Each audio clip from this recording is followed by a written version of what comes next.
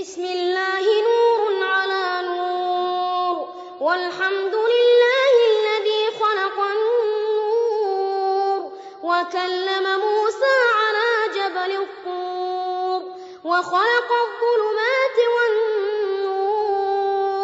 الحمد لله الذي رفع علم الحق فأعلاه وأزهق الباطل فنحاه وخلق الإنسان فسواه وهيأ طعامه وسقياه وشق سمعه وبصره ثم هداه. الحمد لله الذي ذلل بالموت رقاب الجبابرة وأنهى